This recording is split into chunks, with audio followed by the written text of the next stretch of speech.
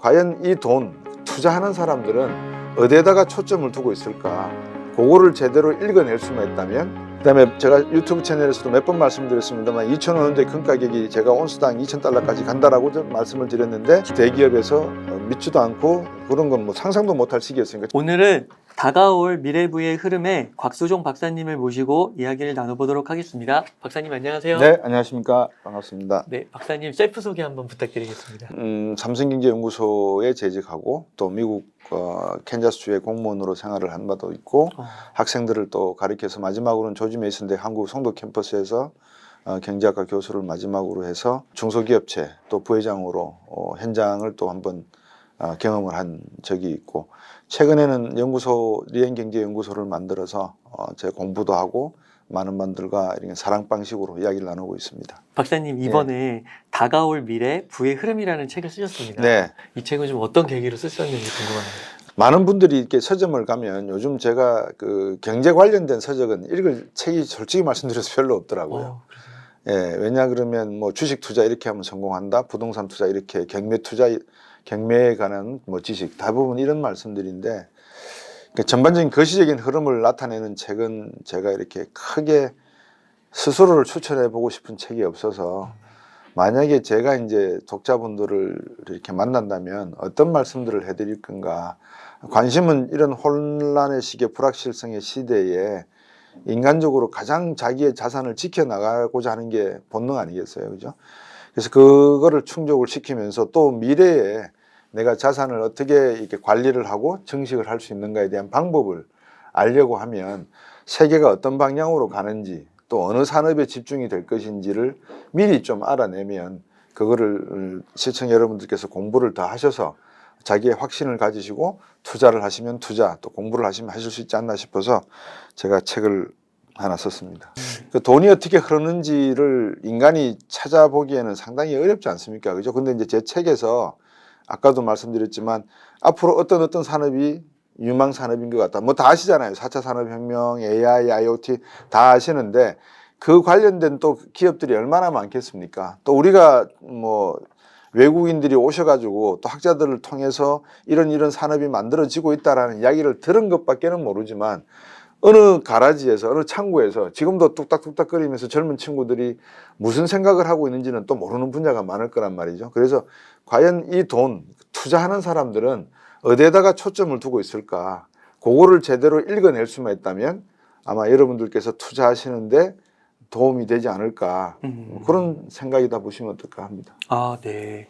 그래서 그 박사님께서 네. 지금 현재 우리의 그 현재 상황이 그 네. 네 가지 변수로 좀 네. 책에서 정리를 해주셨더라고요. 고물가, 고금리, 고환율, 네. 그리고 고유가. 네. 이렇게 네 가지인데, 요즘에 좀 시장이나 이런 흐름들을 좀 어떻게 보고 있으신지 궁금합니다. 제가 이제 그 책을 쓴 죄로 유튜브 방송에 한 4곳을 이제 다니면서 아마 이렇게 말씀을 드리고 하는데, 이 고유가, 고환율, 고금리, 고유가 문제는 어제 오늘 이야기한 게 아니고, 많은 전문가분들도 그러셨겠지만 저 자신도 최소한 2, 3년 전에는 이 가능성을 다 말씀을 드렸거든요. 그러니까 경제하는 사람이면 기본적으로 돈이 이렇게 많이 풀려버렸으면 이 돈 가치가 떨어진다. 돈 가치가 떨어지면 상대적으로 물건 가격은 올라간다. 이 정도는 다 예측을 해요. 근데 이제 무엇을 예측을 못했느냐? 팬데믹이 이렇게 2020년 이후에 전 세계를 휩쓸 거는 예측을 못했죠. 이건 이제 천재지변이니까요. 네. 그리고 또 하나가 이제 러시아 우크라이나 전쟁이 또 발생했잖아요. 저희가 이제 천재지변이라고 하면 전쟁, 지진, 뭐 홍수 이런 거 아니겠습니까? 이제 이런 형태는 예측을 못했던 거죠. 그래서 예측이 가능했던 돈이 너무 많이 풀려서 돈 가치가 떨어질 것이다라고까지 했는데, 거기에 설상가상으로 이제 더 얹어진 것들이죠. 한 2개가 더. 근데 이게 파장을 더 크게 했다 그럴까? 그러니까 앰플리파이어라 그러는데, 확성기처럼 목소리를 더 크게 만들어버린 그런 상황이 되다 보니까, 제가 뭐 이거를 뭐 3년, 4년, 2년 전에 예측을 했으니까 내가 유명한 경제 이런 뜻이 아니고, 일반적으로 우리가 거시경제를 짚어보면 예측할 수 있는 거에다가 예측 불가능한 변수들이 터지는 바람에 리스크가 상당히 확장되었다, 이렇게 보시면 어떨까 싶습니다. 그랬으면은 그게 당연히 뭐 그게 2년, 3년 꼭 그 뒤는 아니더라도 언젠가는 벌어질 일이었고 네. 그러면 그걸 보고 뭐 예를 들어 투자의 관점에서 접근하시는 분들은 적당히 빠져나왔으면 되는 것 같고 그렇죠. 뭐 그런 근데 이제 말은 저들이 이렇게 쉽게 하는데 네. 2020년 트럼프의 마지막 재임 기간 때만 하더라도 주가 다우지수가 36,000까지 올라갔거든요. 네. 그러면 이제 많은 분들이 에이 뭐 설마 더 빠지겠어? 라고 생각하는 분도 계시고 그러니까 다양한 분들이 계시잖아요. 생각이. 그리고 또 제가 뭐 2, 3년 전에 외부 강연에서도 이런 말씀을 드렸다고 해서 뭐 100명을 청중으로 해서 말씀을 드려도 그 중에서 10분 내외로 제 말을 믿지 않으시겠어요? 그 분위기에 그렇죠. 휩쓸려서. 예. 그리고 또 이제 강연장에서는 맞아 그러면서 준비해야 돼 그러다가 딱 강연장 밖을 나오면 일상생활이 바쁘다 보니까 체크를 잘 안 하잖아요. 넘어가다 보면 1년이라는 세월이 훅 지나가 버리고 네. 이제 개인적인 참하다 그런 게 있는데 모르겠습니다. 근데 제 채널에서도 그런 말씀을 드린 적이 있어요. 그 어떤 사물을 바라볼 때 어떻게 생각하느냐. 지금이 위기다라고 보시는 분들은 지금이 위기고요. 지금이 기회다라고 생각하시는 분들은 기회일 거예요. 왜냐 그러면 어떤 분들이 그러셨어요. 저보고 왜 박사님은 다른 채널에 가서는 희망가를 불러주시더니만 왜 이 채널에 와가지고는 망했다를 불러주시느냐. 그래서 제가 말씀을 드린 게 망한까지는 아닌데 지금 상황이 아까도 말씀드렸지만 위기가 역사적으로 보니까 70년대 이후에 발생하면 한 2, 3년 가더라.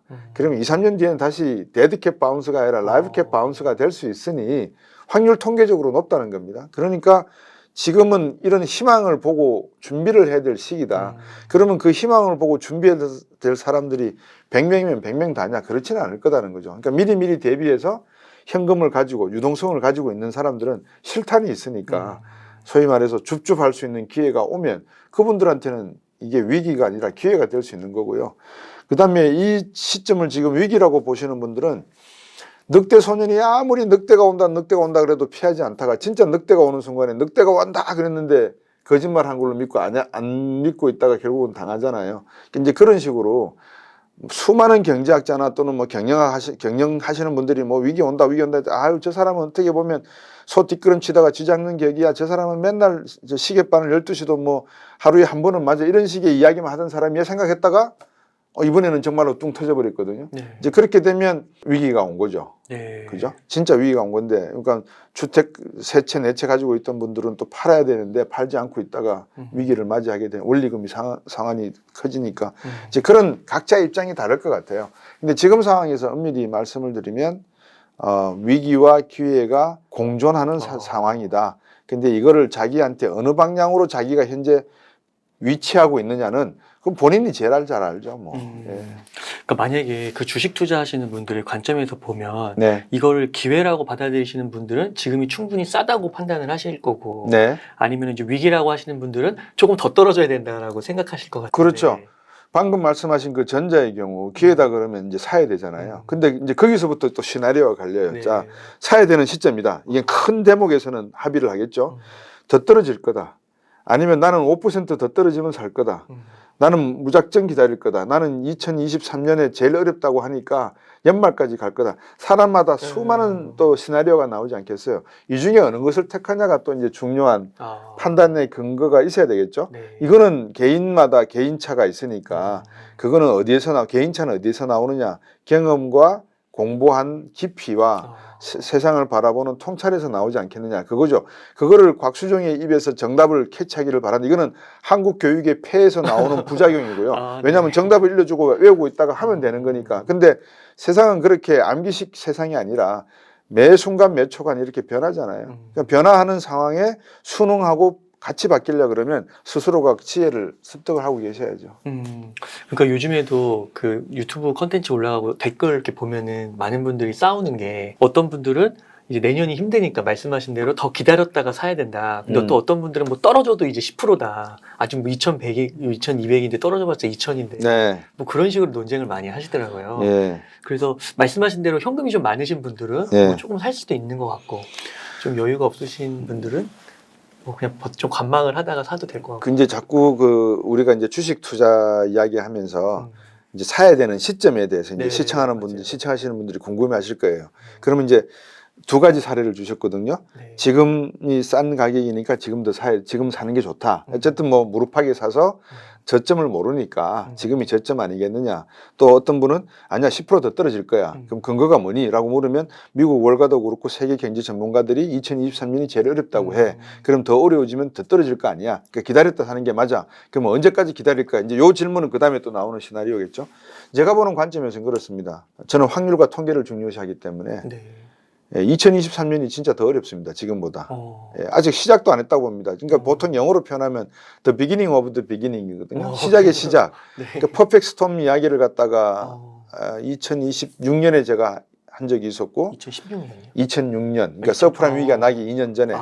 제가 워싱턴 DC에 있을 때요. 그다음에 제가 유튜브 채널에서도 몇 번 말씀을 드렸습니다만 2005년도에 금 가격이 제가 온수당 2,000달러까지 간다라고 말씀을 드렸는데 책에서도요. 예, S 대기업에서 믿지도 않고 그런 건 뭐 상상도 못할 시기였으니까 저는 미국 공무원 생활을 할 때고 사람마다 그런 판단의 그 다름이 몰라서 그런 게 아니라 각자가 살아온 길과 경험치가 다르기 때문에 그런 거죠. 근데 제 경험으로는 지금 위기는 이제 시작이라고 봐요. 왜냐하면 소비자 물가가 7월, 8월, 9월 미국 소비자 물가가 10%, 8%, 8%잖아요. 그러니까 숫자 뒷자리 뗄게요. 뭐 8.3, 8.2 뭐 이런 거는 0.2가 중요한 게 아니라 숫자의 크기가 중요하니까. 근데 연준의 목표 물가는 2%잖아요. 그럼 6%포인트 떨어뜨려야 되잖아요. 그렇죠. 그럼 1979년 연준 의장이 된 폴 볼커가 14%, 15%대였던 물가를 연준의 목표 물가로 떨어뜨리기까지 금리를 20% 올렸단 말이에요. 예, 그 기간이 4년이 걸렸어요. 그렇게 되면 서민 경제가 어떻게 됐겠습니까? 그러니까 미국 워싱턴 DC에서 C-스트리트라고 하는 그 거리에서 데모가 일어나는 거예요. 미국도 70년대에. 레이건, 내려라. 그럼요. 금리 내려라. 못 살겠다. 그 난리를 치는 거죠. 그런데도 폴 볼커가 눈도 하나 깜짝 안 했거든요. 그래서 금리를 20%까지 올리면서 물가를 잡았어요. 네. 그러면 지금 이제 연준이 1.5%포인트 올렸고 아마 11월 달에 0.75도 올릴 수도 있고 12월에도 뭐 올릴 수 있는지 모르겠지만 금리를 올린다라고 하는 그 기조는 이제 작은 목소리들이 나와요. 이거 너무 올렸다가는 세계가 다 망해. 우리만 살자고 하면 안 돼. 우리는 미국이야. 우리 세계를 생각해야 돼. 이런 목소리들이 조금씩 이렇게 올라오는데 이게 대세는 아니잖아요. 그러니까 대세는 세상이야 왜 되든 말든 미국 경제부터 살고 봐야지. 각자 도생의 시대에 뭔 소리야 이러면서 지금 미국 연준과 월가에서는 금리를 올리는 거에 합의를 하는 거죠. 근데 이 합의라는 것도 그래요. 시청자분께서 아셔야 될 게 그냥 합의 그러니까 미국 나쁜 사람 이렇게만 생각하지만 투자를 지금 이야기하잖아요. 그러면 달러가 올라가잖아요. 그럼 달러가 올라가면 투기꾼들이 붙어야 안 붙어요. 우리나라 주식에는 안 붙는. 우리나라 주식에는 안 붙지만 달러에 대한 투기꾼들은 붙는다고요. 그렇죠. 네. 유가가 올라가잖아요. 그럼 유가가 올라갈 때 우리가 뭐라 그래요? 유가에 투기 세력들이 붙는다 그러잖아요. 그러니까는 올라간다는 말은 투기 세력이 붙었다는 말이에요. 근데 부분적으로 투기 세력이 붙었다는 이 투기 세력들이 언제 돈을 뺄까? 이 시점이 우리가 볼 때 주가가 다시 반등한다는 시점 아니겠어요? 그죠? 시청자 여러분께 한 말씀 드릴게요. 주식 채널이니까. 자, 저는 개인적으로 공매도 반대하는 사람입니다. 반대라기보다도 서서히 없애야 된다는 사람이에요. 왜냐? 주식 시장의 역사를 아시면 선물 시장이 만들어지기 전에는 가격을 미리 발견할 수 있는 기능이 없었어요. 시장 안에. 그러니까 공매도라고 하는 시스템을 둬서 기관들이 앞으로 이 가격이 오를 건가 내릴 건가에 대한 예측을 할 수 있는 기능을 부여를 했었을 거예요. 전 제 생각에는. 그러니까 공매도라고 하는 건 남의 주식을 빌려서 가격이 떨어질 걸 예측해서 판다거나 이게 공매도잖아요. 그죠? 근데 그 작업이 옛날에는 선물 시장이 없었기 때문에 물론 뭐 쌀 선물 시장이 19세기에 일본에 있었고 뭐 네덜란드 암스테르담의 주식시장이 처음 열렸을 때 선물 시장이 있었는지 없었는지 모르겠지만 저는 없었다고 봐요. 그러니까 근대적인 선물 시장은 저는 없었다고 봐요. 그러면 공매도는 필요악이었죠. 근데 지금은 선물 시장이 한두 개가 아니잖아요. 상품 선물, 곡물 선물. 예를 들어서 우리가 금 그러면은 단순히 메탈 퓨처스 또는 메탈 옵션이라고 생각할지 모르지만 금 가격이 환율에도 영향을 주잖아요. 그럼 금리 시장과도 연계가 되잖아요. 그럼 금리 시장이 연계가 되면은 소비 시장과도 연계가 되잖아요. 그럼 이게 곡물 시장과도 연결이 돼요. 그러니까 우리가 곡물 시장, 금리 시장, 환율 시장, 뭐 메탈 시장 다 현물 시장이 존재하고 파생상품 시장이 존재하는 이 상황에서 이미 모든 거래 물건들이 연계되어 있다는 거는 다 시장에서 인정을 하고 있는데 여기에다가 공매도까지 얹어준다? 이거는 제가 볼 때는 제가 만약에 주식 선물 거래소에 조금 관계되는 사람이면 이 문제성을 좀 심각하게 고려할 거라고 저는 봐요. 제기할 것 같아요. 근데 지금은 많은 개인들이 기관이 하는 거에 의해서 영향을 받고 있잖아요. 그러니까 공매도가 뭐가 되는 거예요? 투기 세력이 되는 거잖아요. 가격이 오르고 있는데 이 사람들은 팔아버리잖아요. 기관에서. 그래 놓고 가격을 잡아 당겨 내려가지고 또 저점을 만들어 놓고 그때부터 프로그램 매매로 들어가가지고 다시 또 사기 시작을 하고. 그러니까 모든 이런 알고리즘을 완전히 가지고 있는 기관들을 상대로 해서 특히 외국인들을 상대로 해서 개인 투자가들이 이긴다, 승리한다는 거는 이거는 확률적으로 그렇게 높지 않다고 봐요. 그래서 그 흐름을 잘 타셔야 된다 그렇게 보는데, 시청하는 분들이 옹달 책방을 더 이상 구독 안 하실라 할 것 같아서 네. 제가 말씀을 이렇게 행간을 잘 읽어 보십시오. 네. 저는 절대 여러분들에게, 시청 여러분들에게 뭐 답 드리고 이러지는 않습니다. 왜냐 그러면 답을 알지도 못할 뿐더러 제가 갖고 있는 생각이 네. 제 나름대로는 이제 상식에 근거한다라고 보기 때문에 자, 예를 하나 들어볼게요. 제가 이제 흔히 많이 드는 예입니다. 앞으로 어떤 산업이 유망할까요? 라고 말씀을 드리면 네. 시청 여러분들은 저 사람은 어떤 사람을 유망할까라고 보잖아요. 그럼 이제 그 말은 제가 아까 이제 행간을 읽으시라고 하는 것은 어떤 주식에 관심을 가지시면 된다라고 하는 말과 같은 말이잖아요. 우주항공 산업에 관심을 가십시오. 그러면 이게 한국 우주항공 주식에 관심을 가지라는 말과 거의 일맥상통한다는 거예요. 근데 다른 예를 들면서 뭐 부품 소재를 만드는, 우주항공 부품 소재를 만든 제조업체, 이건 제가 잘 몰라요. 또 그 어떤 회사들이 지금 코스피나 코스닥에 상장되어 있는지도 저는 잘 모르고요. 네. 별로 관심이 없습니다. 근데 예컨대 이제 이런 거죠. 자동차, 전기자동차 그러니까 전부 다 배터리 그러잖아요. 그 배터리는 양극재, 음극재, 전해질 분리막이 관련되고요. 이 기술이 발전이 돼야지만 오래 가고 충전이 빨리 되고 안전한 배터리를 만들고, 그죠? 네. 그 다음에 또 한 가지가 뭐냐면, 여러분 앞으로 로봇, 드론, 신산업이라는 거 다 말씀해 보세요. 생각해 보세요. 뒤에 저 쥐처럼 꼬리 달고 다니는 산업은 별로 없을걸요? 네. 로봇이 꼬리 달고 다니나요? 전기 충전기 달고? 그러면 다 배터리잖아요. 네. 그 배터리가, 로봇이 전쟁터에서 전쟁 로봇이 싸움을 하려고 그러면 적어도 하루 좀도록 배터리는 충전돼 있어야 되지 않겠어요? 네. 그러니까 그런 기술이 이제 앞으로 발전될 거란 말이죠. 그러니까 이제 배터리 기술이 중요하다까지는 다 아실 거란 말이에요. 그럼 배터리 기술이 중요하다. 제가 2020년 10월 달에 한국경제TV 방송을 시작하면서 며칠째 제가 그런 말씀을 드렸어요. 방송에서 광산업에 관심을 가지시면 어떻겠습니까? 오프닝에서 제가 그랬어요. 네. 그럼 무슨 말인지 모르잖아요. 뜬금없이. 그러니까. 근데 이제 그 말은 양극재, 음극재 이런 그 전해 물질을 만드는데 배터리에 리튬 철이 좋으냐, 아니면 니켈, 코발트, 망간이 들어가는 게 안전하냐. 네. 그러면 광물 자원 이야기가 나오잖아요. 그 네. 중에서 가장 많이 나오는 광물이 니켈, 리튬, 알루미늄 이런 이야기들이에요. 네. 그러면 앞으로 제가 책에서 썼습니다. 오펙 회원국들이 있다면 배터리 산업이 이렇게 중요한 산업, 모든 드론도 배터리로 달릴 거 아니에요. 비행기도 배터리로 가는 비행기가 나온다잖아요. 그러면 안정성이 확보가 돼야 되는데 그 안정성을 뭐로 담보하냐는 거예요. 양극재, 음극재 분리막, 전해질이 가장 중요한 기술이 될 거다. 그럼 그 기술 안에 들어가는 원재료가 뭐냐? 니켈, 알루미늄, 리튬. 그러면 그 광산에 투자를 하는 게 당연한 거 아니겠어요? 그래서 툭 던졌는데 시청자분들은 이해를 못 하시죠, 그 말씀이. 네. 근데 이제 그거를 다 일일이 이렇게 설명하려고 그러면 저 같은 사람이 채널을 만들어서 하나씩 설명드리는 것도 방법이지만 자기의 기억 속에 오래 간직하고 경험치로 가지고 계시려면 시청 여러분들이 공부하시는 수밖에 없다는 거예요. 그럼 제가 지금 드린 말씀에 관계되는 회사, 또 코스닥이나 코스피에 상장되어 있는 회사들을 놓고 봤을 때 또 분류가 가능하죠. 대기업이 앞서 있을까요? 중소기업이 앞서 있을까요? 중견기업이 앞서 있을까요? 당연히 대기업이 앞서 있죠. 왜? 자본과 인적 자본과 물적 자본과 자본적 자본이 제일 많은 데가 대기업 아니에요.